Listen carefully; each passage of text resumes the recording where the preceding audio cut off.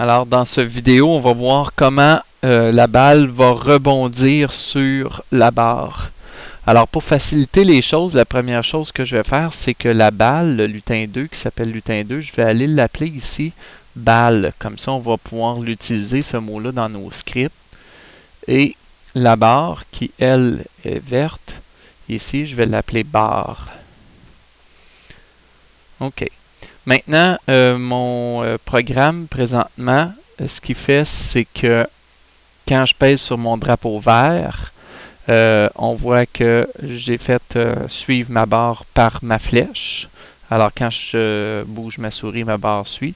Et quand je pèse sur espace, ma balle se met à bouger. Sauf que là, présentement, elle ne fait que bouger horizontalement. Je l'ai mis quand même assez lente pour qu'on puisse voir qu'est-ce qui se passe. Mais présentement, elle va juste se déplacer de gauche à droite. Alors, comment éviter ça?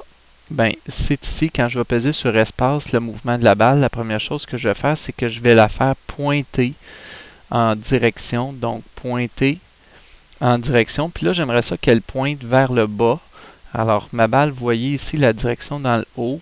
Quand je descends, par exemple, j'aimerais ça qu'elle pointe soit de moins de 150 et je pourrais la faire de 150 à 180. Alors, je vais aller chercher un nombre aléatoire entre 150 et 180. Alors, je vais prendre nombre aléatoire, 150, 180, et je vais aller mettre ça dans la partie blanche de pointer en direction. Alors, voici ce qui va se passer. Je mets ça à l'intérieur ici, juste avant mon répété. Je pèse sur mon drapeau vert. Je vais peser sur la barre d'espace.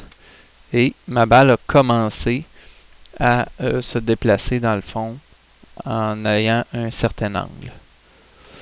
Là, maintenant, ma balle, j'aimerais ça qu'elle commence peut-être au centre, donc à 0, 0. Alors, toutes ces choses-là, il faut lui dire. Aller vers 0, 0.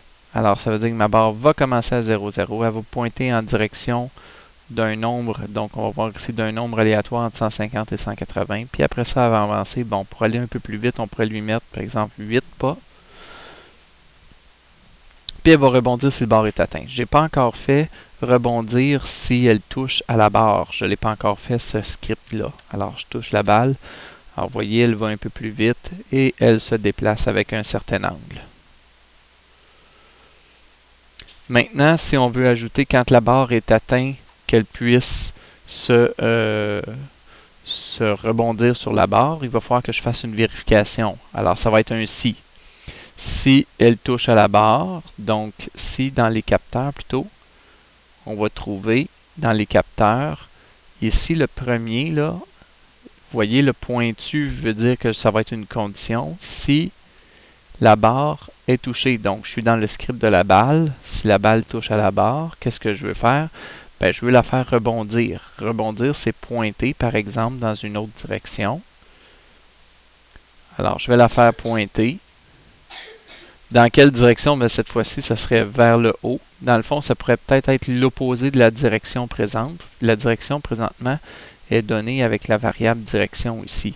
Alors, comment faire pour inverser cette direction-là? Ben, c'est l'opposé. L'opposé, ça va être une soustraction. Alors, ça va être 0 moins la direction. Alors, essayons ça ici. On va aller placer ça dans notre direction. Et on va placer ça comme ça ici. Alors, voici mon drapeau vert. Je pèse sur espace. Alors là, il y a un détail qui n'est pas fait parce que quand je fais pointer dans une autre direction, il faudrait que je la fasse avancer tout de suite pour qu'elle puisse... Donc, pour pas qu'elle puisse changer de direction plusieurs fois. Alors, vous voyez, dès qu'on touche à la barre, alors je vais avoir des ajustements à les faire au niveau de ma balle parce qu'elle n'est pas ronde, mais c'est le script que je dois lui donner pour que ça fonctionne.